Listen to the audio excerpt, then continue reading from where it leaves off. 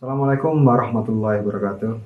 Selamat datang di sesi workshop ACLS kita selanjutnya.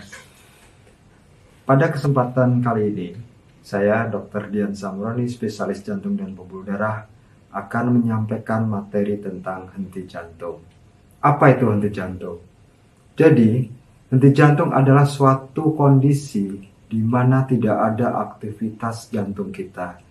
Aktivitas jantung kita ditandai dengan tidak terabainya nadi. Nah, kalau kita ketemu dengan kasus henti jantung, apa yang harus kita kerjakan? Maka ada dua kondisi kejadian dari henti jantung ini. Yang pertama, henti jantung yang terjadi di lingkungan rumah sakit atau in-hospital cardiac arrest. Yang kedua, henti jantung yang terjadi di luar rumah sakit atau out hospital cardiac arrest. Prinsipnya sama, yaitu pertolongan yang cepat dan adekuat.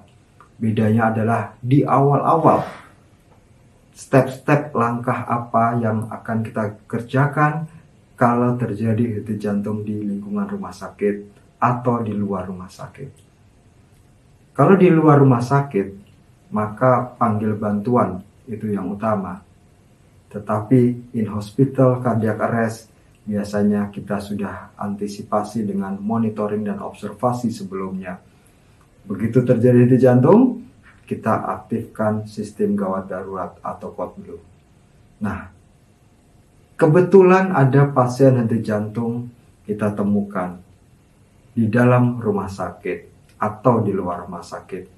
Maka yang harus kita kerjakan pertama adalah pastikan kondisi keamanan kita. Pastikan kondisi keamanan korban. Kemudian kita cek respon. Apakah ada respon?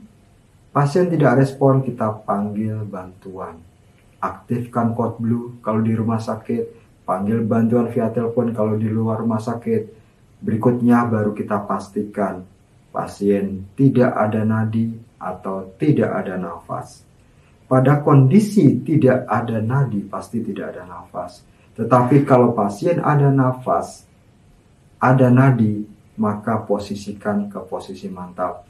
Apabila pasien tidak ada nafas tetapi ada nadi, berikan bantuan nafas.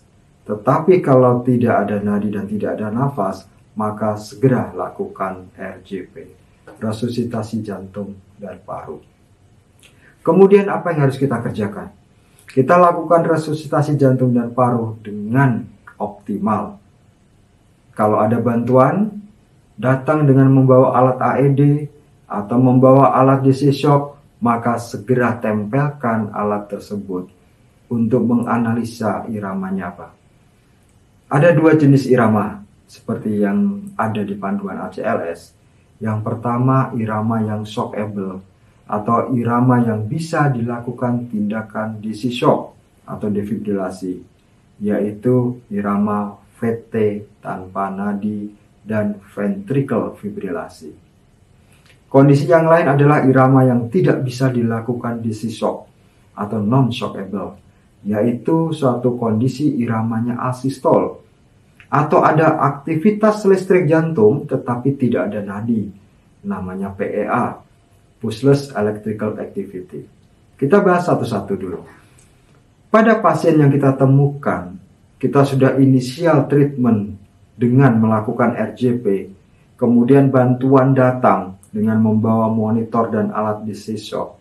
Maka begitu kita tempelkan quick look, padnya kita tempel di sternum dan apek, kita lihat iramanya shockable, berupa VT yang tanpa nadi atau VF, ventricle fibrilasi, maka segera lakukan DC shock. Nah, sebelum DC shock pastikan bahwa kita aman, penolong di depan kita aman, atau penolong di sekitar kita aman. I'm clear, you are clear, everybody clear. Kita lakukan DC shock. Pencet tombol DC shock segera dengan dosis daya maksimal dari alat yang kita miliki. Monofasik 360 Joule, bifasik 200 Joule. Setelah DC shock, jangan lihat monitor. Maka segera perintahkan untuk lanjutkan RJP. High quality RJP selama 2 menit. atau 5 siklus. 30 kompresi, 2 ventilasi itu 1 siklus, sebanyak 5 siklus. Kemudian selama melakukan tindakan RJP, kita lakukan pemasangan infus. Setelah 2 menit, maka kita lihat evaluasi dari monitor.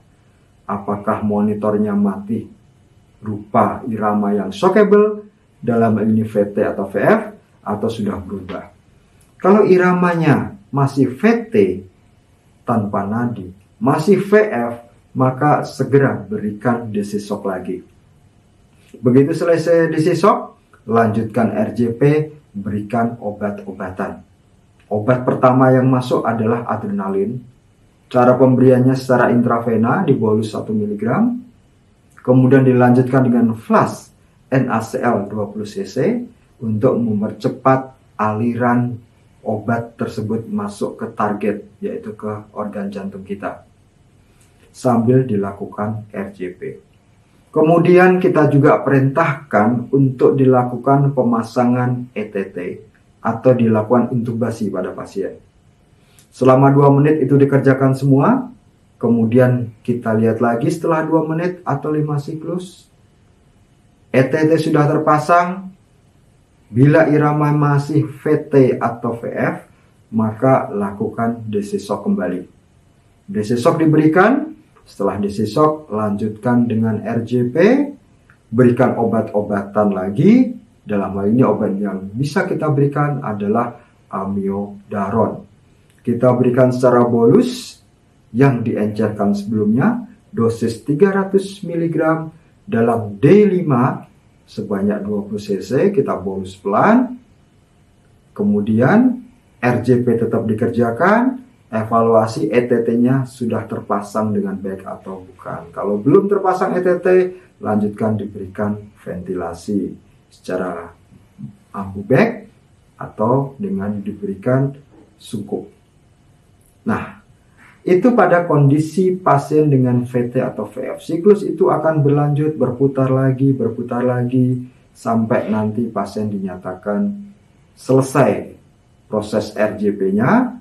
Dalam hal ini kembali ke sirkulasi spontan atau pasiennya dinyatakan meninggal. Kita kembali ke sirkulasi spontan apabila iramanya bisa kita baca dengan jelas. Bisa iramanya kembali ke sinus, atau irama dalam kondisi SVT, atau irama dalam kondisi AV block. Ada irama, maka pada saat baca irama yang bukan iramanya VT, bukan iramanya VF, dan bukan iramanya asistol, yang kita bisa lihat ada gelombang VRS, raba nadinya. Kalau teraba nadi, berarti dia kembali ke sirkulasi spontan. RJP bisa kita hentikan, lanjut ke tata laksana algoritma berikutnya. Tetapi kalau iramanya ada, tetapi nadinya tidak ada, maka akan bergeser algoritmanya menjadi algoritma PEA, Pulseless Electrical Activity, di mana tindakannya adalah dilakukan RJP kembali. Demikian berlanjut terus sampai nanti ROSC atau iramanya berubah menjadi shockable. Setelah irama yang shockable, maka kita kembali ke irama awal.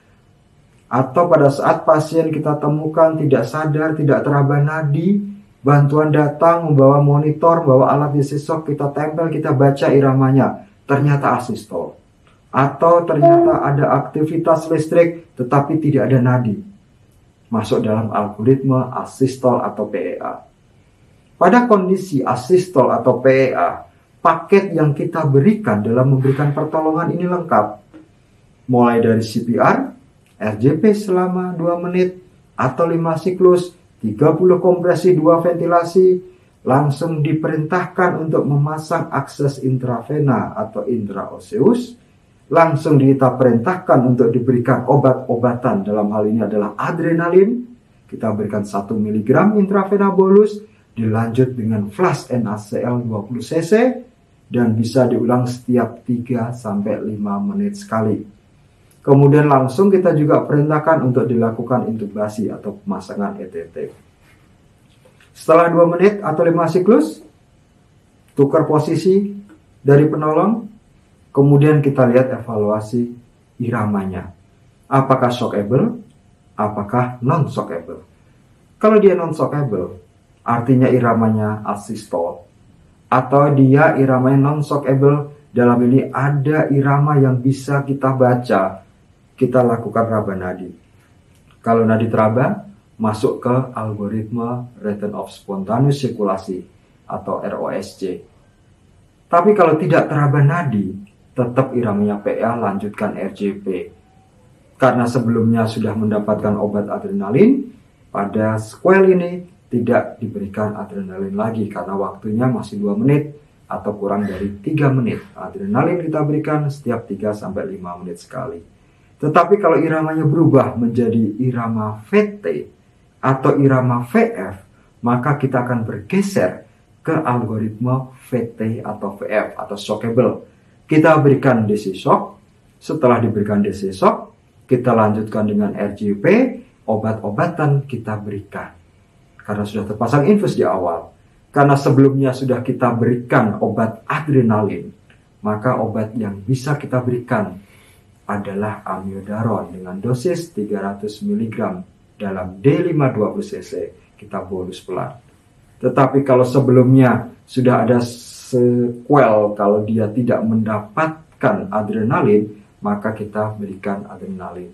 Dalam hal ini kita bisa beranjak dari irama asystole PA ke algoritma VT atau VF ke angka nomor 5 atau nomor 7. Ke nomor 5 kalau sebelumnya tidak ada adrenalin, kita masuk adrenalin pada sequel atau algoritma sekuensial dari VT atau VF. Tetapi kalau sudah dapat adrenalin, kita masuk ke algoritma yang nomor 7. Kita berikan amiodaron. Siklus ini akan berlanjut terus sampai pasien dinyatakan meninggal dunia. Kita stop RJP-nya. Sampai pasien dinyatakan ROSC, Rhythm of Spontaneous Circulation. Kita stop RJP-nya dan kita pindah ke algoritma yang baru, yaitu ke arah sirkulasi yang spontan. Apa yang harus kita ingat dalam melakukan RJP? Dalam melakukan RJP harus kita ingat kualitas RJP yang optimal, kualitas RJP yang baik, yaitu push hard and fast. Push hard artinya tekan, jatuhkan badan kita, lakukan RJP, lakukan kompresi. Bagus adalah kalau kedalamannya minimal 5 cm atau sekurang-kurangnya 2 inci. Fast cepat, dalam 1 menit antara 100 sampai 120 kali per menit. Dan pastikan terjadi recoil sempurna. Begitu kita dorong kedalaman 5 cm, maka jantung kita seolah-olah seperti dalam posisi sistolik, pompa darah. Begitu kita lepas recoil sempurna, dia dalam fase diastolik. Dia akan nyedot darah untuk masuk ke dalam ventricle. Kita dorong lagi, darah keluar lagi. Sehingga siklus jantung bisa terjadi, ada fase sistolik, fase diastolik, dan dengan kondisi seperti itu akan terjadi stroke volume dan cardiac output yang mungkin bisa mencukupi kebutuhan dasar untuk sirkulasi ke otak, ke jantung, dan ke paru. Kemudian selama melakukan tindakan RJP, yang harus diperhatikan lagi adalah minimal interupsi CPR. Jangan kita hentikan terlalu lama, jangan kita bengong-bengong dulu, tetap fokus lakukan RJP. Kemudian bagi yang memberikan pertolongan nafas, jangan berikan pertolongan nafas secara berlebihan. Karena kalau kita berikan nafas secara berlebihan, ada 2 saluran yang akan dilewati oleh udara. Satu saluran nafas yang masuk ke paru-paru, dan satu lagi adalah saluran ke lambung. Jadi, kalau terlalu berlebihan, udara akan masuk ke paru dan masuk ke lambung.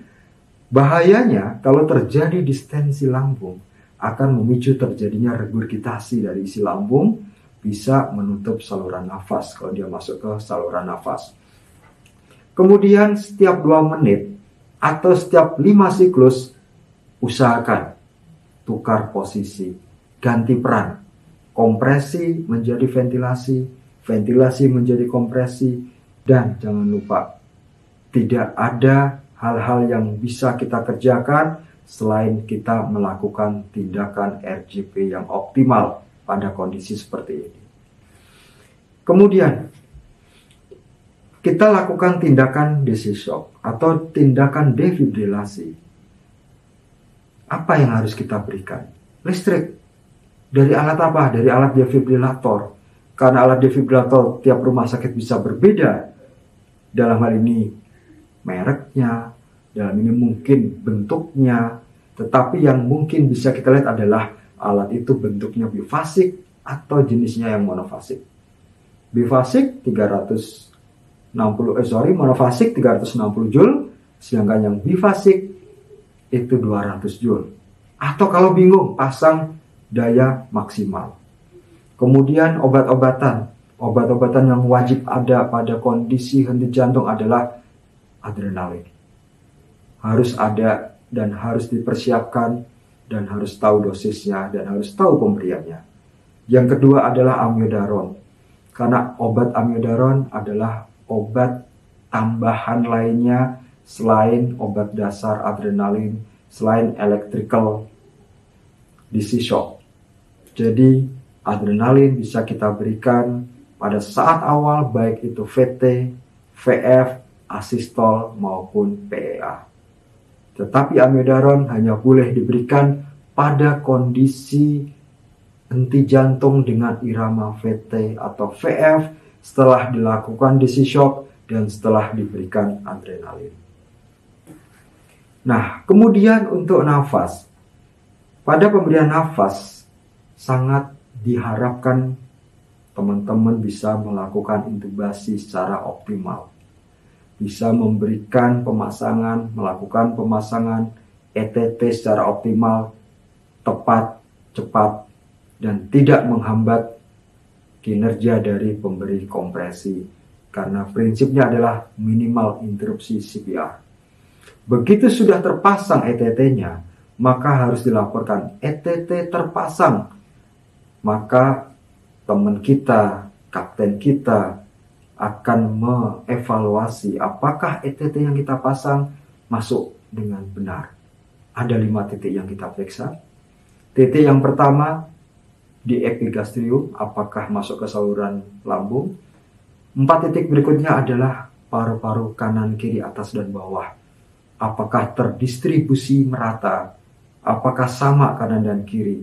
Kalau dia sama, maka berarti kedalamannya cukup. Setelah ETT terpasang, kita fiksasi, maka kita berikan bantuan nafas yang awalnya 30 kompresi, 2 ventilasi kita berikan, maka pada kondisi ini adalah kompresi lanjut terus tanpa henti 30. Jadi dalam 1 menit berikan 100-120 kali per menit, fokus kompresi saja, ventilasi fokus pada ventilasi, yaitu memberikan bantuan nafas setiap 6 detik sekali atau 10-12 kali dalam 1 menit. Jadi dalam hitungan mungkin 5-6 kali, 5-6 menit sekali kita berikan bantuan nafas. Kemudian kalau pasiennya kembali sirkulasi spontan, maka jangan lupa kuncinya adalah tentukan dia kembali ke sirkulasi spontan dengan terabanya nadi. Yang kedua, optimalkan sirkulasinya dengan optimal tekanan darah yang cukup, memberikan perfusi ke organ-organ vital. Dan yang terakhir, jangan lupa ventilasinya. Konsepnya pada CPR ini, pada henti jantung ini adalah CAB. Kompresi airway breathing. Sirkulasi airway breathing. Artinya C-nya dulu kita optimalkan. Kompresinya kita optimalkan supaya kembali ke sirkulasi spontan. Begitu terjadi sirkulasi spontan yang ditandai dengan adanya nadi, maka bisa kita lanjutkan ke airway breathing. Dalam hal ini adalah ventilasinya. Jadi pada ventilasi ini targetnya adalah kalau pasien belum ada nafas spontan, tetap kita lanjutkan pemberian nafas. Targetnya saturasi lebih dari 94%. Atau kalau kita pasang petco lebih dari 40 mm air raksa. Kemudian apa yang harus kita kerjakan berikutnya? Jangan lupa, henti jantung pasti ada penyebabnya. Ada panduan 5H, 5T. Ada 5H, kondisi 5H, ada kondisi 5T yang bisa menyebabkan henti jantung. Kita sebutkan satu persatu. 5H itu yang pertama adalah hipovolemia. H kedua hipoksia. H ketiga hidrogen ion asidosis. H yang keempat hiperkalemia atau gangguan elektrolit. H kelima adalah hipotermia. Kemudian yang T ada tension pneumotoraks, tamponade jantung, toksin, trombosis paru, dan trombosis koroner. Nah, ini akan dibahas pada kondisi ROSC atau return of spontaneous circulation.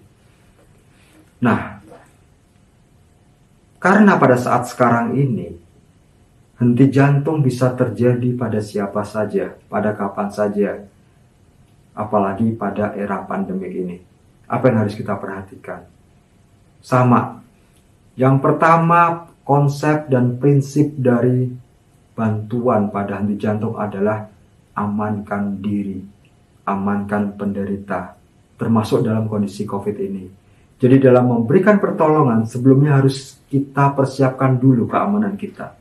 Gunakan APD secara lengkap sebelum memasuki tempat kejadian. Kemudian supaya tidak terjadi spreading atau penularan. Kalau pasiennya itu penderita COVID, maka batasi jumlah personel yang akan memberikan pertolongan. Kemudian kalau kita memiliki alat RJP mekanik atau mesin, pertimbangkan kita gunakan itu untuk menolong pasien-pasien dewasa dengan risiko tinggi terjadi penularan COVID. Kemudian komunikasikan status COVID-nya ke penolong yang baru datang untuk membantu kita. Jadi ada persiapan pada semua penolong untuk menggunakan APD, ada persiapan semua penolong untuk memberikan informasi yang optimal terkait status dari pasien yang akan kita tolong. Nah, algoritmanya tidak akan berubah.